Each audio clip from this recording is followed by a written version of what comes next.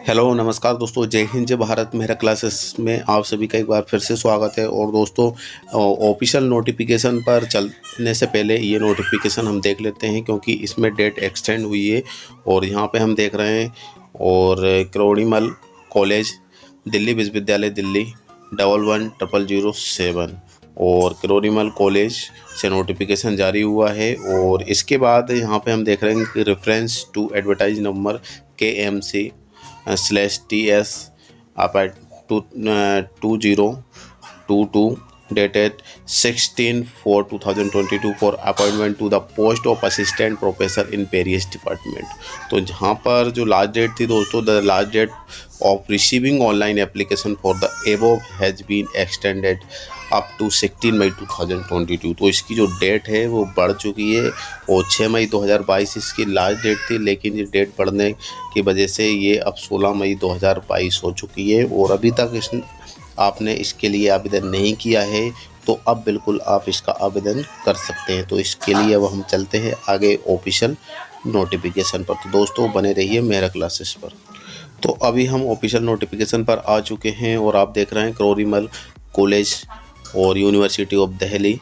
और इसके बाद ये 16/4/2022 को ये नोटिफिकेशन रिलीज हुआ था, और जस्ट अभी हमने देखा है एडवर्टाइज नंबर यही एडवर्टाइज नंबर है। और बात करें हम तो online application are invited the prescribed application form at web link ये वेब लिंक दे रखी है, और इसी लिंक पर हम क्लिक करेंगे तो हमारे सामने इसकी जो लिंक ओपन हो जाएगी। और इसी के regarding for eligible candidate for appointment to the post of assistant professor in the academic pay level 10 and of the 7 CPC matrix in the college, the last date for receiving application 16 May 2022 sorry 6 May 2022। तो यहाँ पर 6 May 2022 है, लेकिन इसकी जो date है extend हो चुकी है ऑलरेडी। हम सबसे पहले वही आपको बताया हमने। और इसके बाद यहाँ पे हम देखने वाले हैं कि कौन कौन से सब्जेक्ट के लिए रिक्रूटमेंट निकला हुआ। तो यहाँ से बेंगली में देखेंगे टोटल वैकेंसी 2 है। SC ST में कोई वैकेंसी नहीं है, OBC में नहीं है। जनरल कैटेगरी के लिए सिर्फ मात्र 2 वैकेंसी है। बॉटनी के लिए देखें तो 7 वैकेंसी है यहाँ पर, और जहाँ पर OBC और जनरल में कितनी है टोटल 2 और 4, और यहाँ पे EWS में 1 है। केमिस्ट्री की बात करें तो केमिस्ट्री में टोटल 14 पोस्ट है, और जहाँ पे SC के लिए 1 है, ST के लिए 1 है, OBC के लिए 4 है, जनरल कैटेगरी के लिए 7 है, और EWS के लिए 1 पोस्ट है। कॉमर्स में भी यही है, 9 पोस्ट है टोटल, जहाँ पे SC में 2 है, ST में 0 है, OBC में 2 है, जनरल कैटेगरी में 3 पोस्ट है, और PWD में 1 पोस्ट यहाँ पर है। और यहाँ पे हम देखें तो यहाँ पे EWS के लिए 1 पोस्ट देखने को मिल रही है। कंप्यूटर साइंस में ओनली 1 पोस्ट है, वो भी जनरल कैटेगरी के लिए। इकोनॉमिक्स में टोटल 5 पोस्ट है, जहाँ पर SC ST में 1 पोस्ट है। Then OBC category then 2 post है, और जनरल कैटेगरी के लिए 0 पोस्ट। देन यहाँ पर HH डिसेबिलिटी के लिए 1 पोस्ट देखने को मिल रही है। बाकी इंग्लिश सब्जेक्ट के लिए बात करें तो जहाँ पर टोटल वैकेंसीज में 3 पोस्ट है, जहाँ पर SC के लिए 1, जनरल के लिए 1, और OBC कैटेगरी के लिए 1 पोस्ट देखने को मिल रही है। ज्योग्राफी में 4 पोस्ट है टोटल यहाँ पर, और जहाँ पर 0 SC कैटेगरी के लिए, और यहाँ पे OBC में 2, और जनरल कैटेगरी के लिए 1 पोस्ट देखने को मिल रही है, और LD डिसेबिलिटी के लिए 1 पोस्ट है।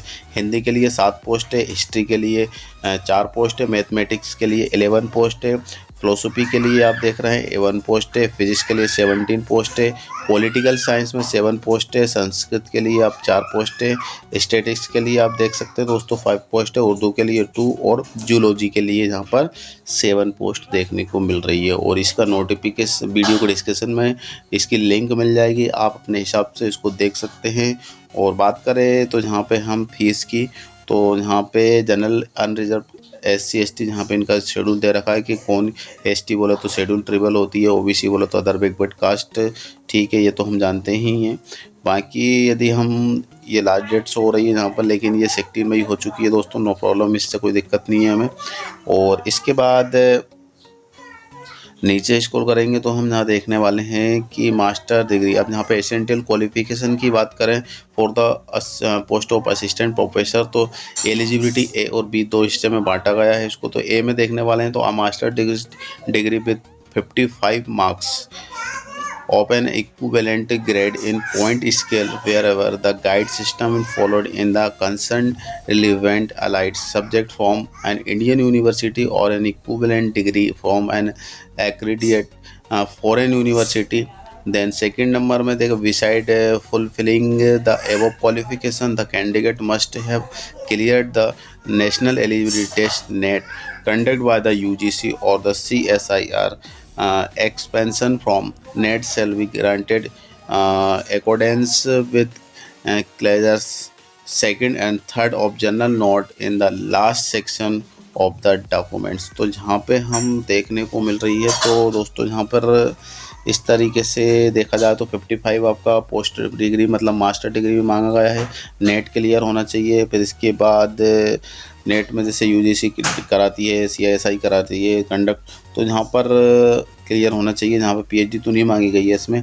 सेकंड की बात करें यहाँ पर बी पोर्शन में, तो जहाँ पे the PhD degree has been obtained from foreign university institution with ranking among top 500 the world university ranking at any time.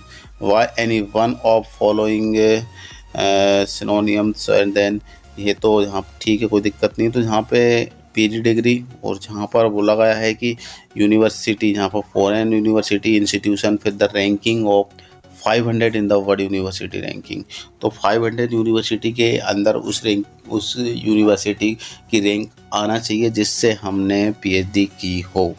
और नोट में दे रखा है कि academic score specified of the screening guidelines for the college of university shall be considered short listing the candidate interview only and selection shall be based on the performance in the interview. तो हमारा जो selection होने वाला है वो interview के base पे ही होगा, जिससे जितनी अच्छा हमारा इंटरव्यू जाएगा उतना ही हमारा सिलेक्शन होने के चांसेस बढ़ जाएंगे।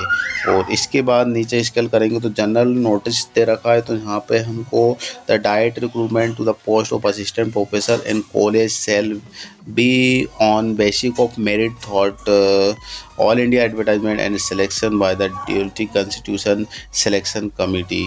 और the national eligibility test shall be the minimum eligibility for the appointment of the assistant professor, already आपको पता ही है। और यहाँ पे हम बात करें तो जैसे कि हमने थंबनेल में देखा है कि एमफिल वाले कैंडिडेट भी इसमें अप्लाई कर सकते हैं। तो be the PhD degree in the accordance with the university grant commission minimum standard and procedure for award of the MPhil PhD degree regulation 2009, तो इसके अकॉर्डिंग आप कर सकते हो दोस्तों, नो प्रॉब्लम इसमें। और इसके बाद हम फीस और बता देते हैं कि फ़ीस कितनी लग रही है आपकी।